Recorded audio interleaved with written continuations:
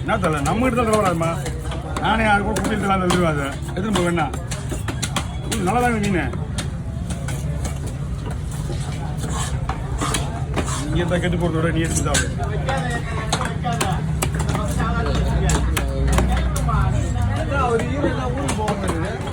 சும்மா வந்து ஊருக்கு போயிருந்தாங்க.